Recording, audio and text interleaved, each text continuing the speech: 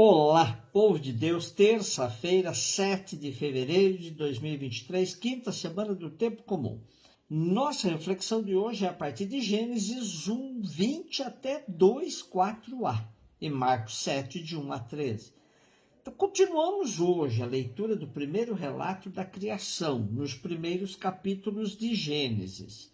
Aqui estamos no ápice do relato, com o sexto dia onde Deus cria o homem e a mulher, aos quais ele confia o cuidado de toda a sua obra, e com o sétimo dia, meta do relato, pois tudo culmina com esse dia que deve ser dedicado ao Criador de tudo.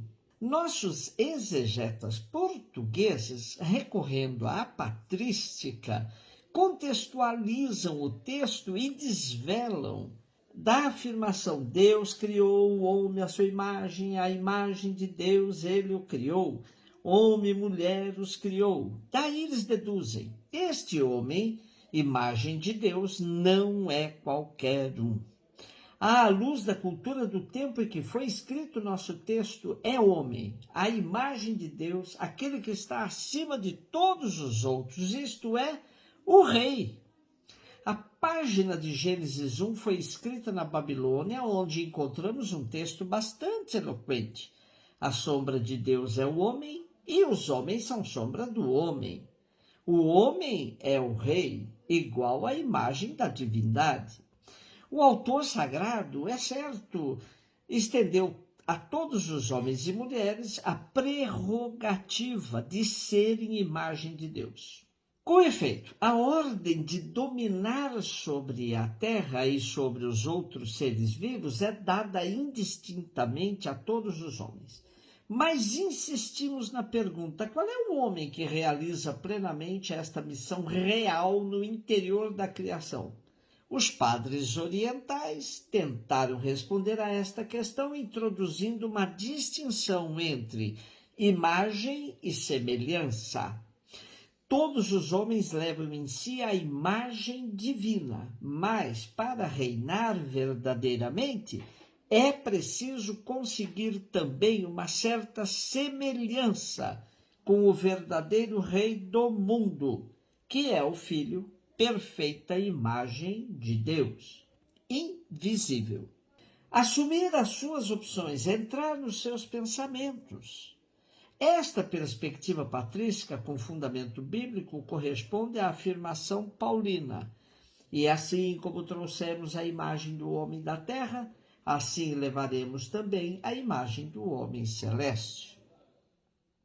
Porém, queremos destacar ainda a questão do cuidado de toda a obra criada, que é o sentido exato do dominai, que foi levado ao pé da letra e justificou todo tipo de degradação da natureza.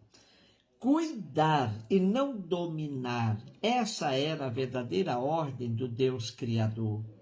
E ainda o sentido do descanso no sétimo dia é de suma importância numa sociedade onde o trabalho escravo predominava. Se até a divindade descansou depois de realizar toda a sua obra, por que não deve suas criaturas também descansarem periodicamente? Assim, é fundamental o argumento do autor que atribui ao Criador o descanso sabático. Hoje vivemos numa sociedade identificada como a sociedade do cansaço, nas palavras do sociólogo sul-coreano Byung-Chul Han.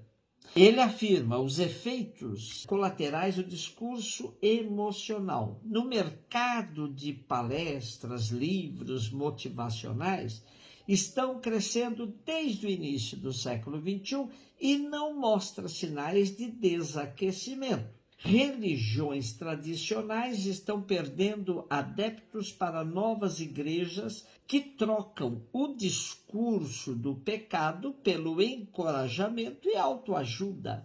As instituições políticas e empresariais mudaram o sistema de punição, hierarquia e combate ao concorrente pelas positividades do estímulo, eficiência e reconhecimento social pela superação das próprias limitações.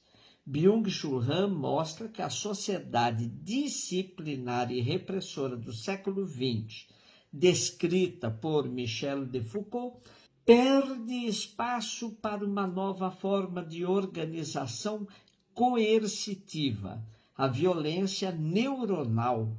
As pessoas se cobram cada vez mais para apresentar resultados, tornando elas mesmas vigilantes e carrascas de suas ações. Em uma época que poderíamos trabalhar menos e ganhar mais, a ideologia da positividade opera uma inversão perversa. Nos submetemos a trabalhar mais e a receber menos. Essa onda do eu consigo tem gerado um aumento significativo de doenças como depressão, transtornos de personalidade, síndromes como hiperatividade e burnout.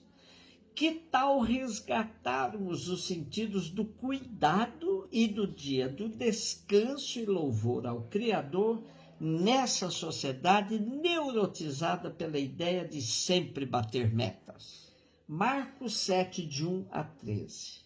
Os fariseus e alguns mestres da lei vieram de Jerusalém e se reuniram em torno de Jesus. Eles viam que alguns dos seus discípulos comiam o pão com as mãos impuras, isto é, sem as terem lavado. Com efeito, os fariseus e todos os judeus só comem depois de lavar bem as mãos, seguindo a tradição recebida dos antigos. Ao voltar da praça, eles não comem sem tomar banho. E seguem muitos outros costumes que receberam por tradição. A maneira certa de lavar copos, jarras, vasilhas de cobre. Os fariseus e os mestres da lei perguntaram então a Jesus: por que teus discípulos não seguem a tradição dos antigos, mas comem o pão sem lavar as mãos? Jesus respondeu: bem profetizou Isaías a vosso respeito. Hipócritas, como está escrito, esse povo me honra com os lábios, mas seu coração está longe de mim. De nada adianta o culto que me prestam, pois as doutrinas que ensinam são preceitos humanos. Vós abandonais o mandamento de Deus para seguir a tradição dos homens. E dizia-lhes: vós sabeis muito bem como anular o mandamento de Deus, a fim de guardar as vossas tradições. Com efeito, Moisés ordenou: honra teu pai e tua mãe, e ainda, quem amaldiçoa o pai ou a mãe deve morrer. Mas vós ensinais que é lícito alguém dizer a seu pai e a sua mãe: o sustento que vós poderíeis receber de mim é corbã, isto é, consagrado a Deus. E essa pessoa fica dispensada de ajudar seu pai e sua mãe. Assim, vós esvaziais a palavra de Deus com a tradição que vós transmitis, e vós fazeis muitas outras coisas como estas. Percebe-se por detrás da narrativa de Marcos a preocupação com os judeus cristãos que tiveram contato com a cultura helenista, se adaptaram a muitos costumes estranhos dessa cultura, desprezando sua verdadeira tradição ou modulando-a de acordo com os seus interesses. Marcos procura mostrar-lhes que a nova relação entre os discípulos e Jesus de Nazaré também implicava uma nova relação entre eles e as regras estabelecidas para o encontro com Deus. De maneira singular no que se refere à pureza ritual. Por que é que teus discípulos não obedecem à tradição dos antigos e tomam alimento com as mãos impuras? Mais do que nas suas palavras, é na sua pessoa que encontramos a resposta à questão que lhe é posta. Ao revelar-se como o Filho de Deus, o mediador entre Deus e os homens, Jesus relativiza as regras e preceitos humanos. Não os anula, mas mostra que são válidos se estiverem relacionados com ele. Ele é a norma, ele é a encarnação do mandamento de Deus, a palavra viva. De nada adianta dizer-se cristão se não se leva às últimas consequências essa opção. Viver procurando justificativas para comportamento alheios ao Evangelho revelam a mentalidade de quem teme confrontar-se consigo mesmo e com a pessoa de Jesus, motivo último de toda a existência cristã. Um beijo no seu coração.